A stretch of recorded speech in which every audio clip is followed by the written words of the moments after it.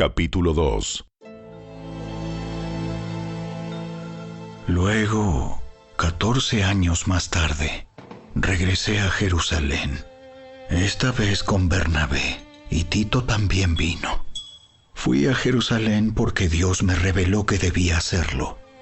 Durante mi tiempo allí, me reuní en privado con los que eran reconocidos como los dirigentes de la iglesia y les presenté el mensaje que predico a los gentiles. Quería asegurarme de que estábamos de acuerdo, porque temía que todos mis esfuerzos hubieran sido inútiles y que estaba corriendo la carrera en vano. Sin embargo, ellos me respaldaron y ni siquiera exigieron que mi compañero Tito se circuncidara, a pesar de que era griego.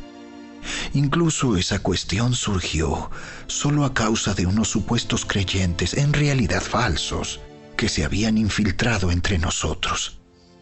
Se metieron en secreto para espiarnos y privarnos de la libertad que tenemos en Cristo Jesús, pues querían esclavizarnos y obligarnos a seguir los reglamentos judíos. Pero no nos doblegamos ante ellos, ni por un solo instante. Queríamos preservar la verdad del mensaje del Evangelio para ustedes. Los líderes de la iglesia no tenían nada que agregar a lo que yo predicaba. Dicho sea de paso, su fama de grandes líderes a mí no me afectó para nada, porque Dios no tiene favoritos. Al contrario, ellos comprendieron que Dios me había dado la responsabilidad de predicar el Evangelio a los gentiles, tal como le había dado a Pedro la responsabilidad de predicar a los judíos. Pues el mismo Dios que actuaba por medio de Pedro, apóstol a los judíos, también actuaba por medio de mí, apóstol a los gentiles.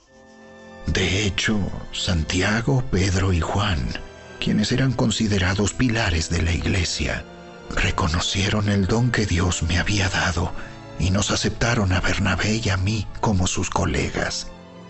Nos animaron a seguir predicando a los gentiles mientras ellos continuaban su tarea con los judíos. La única sugerencia que hicieron fue que siguiéramos ayudando a los pobres, algo que yo siempre tengo deseos de hacer.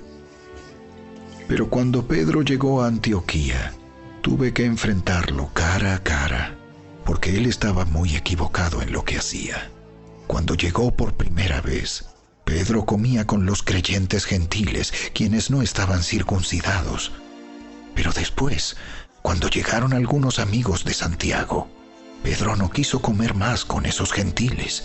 Tenía miedo a la crítica de los que insistían en la necesidad de la circuncisión. Como resultado, otros creyentes judíos imitaron la hipocresía de Pedro.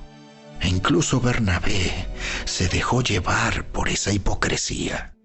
Cuando vi que ellos no seguían la verdad del mensaje del Evangelio, le dije a Pedro delante de todos los demás: si tú, que eres judío de nacimiento, dejaste a un lado las leyes judías y vives como un gentil, ¿por qué ahora tratas de obligar a estos gentiles a seguir las tradiciones judías?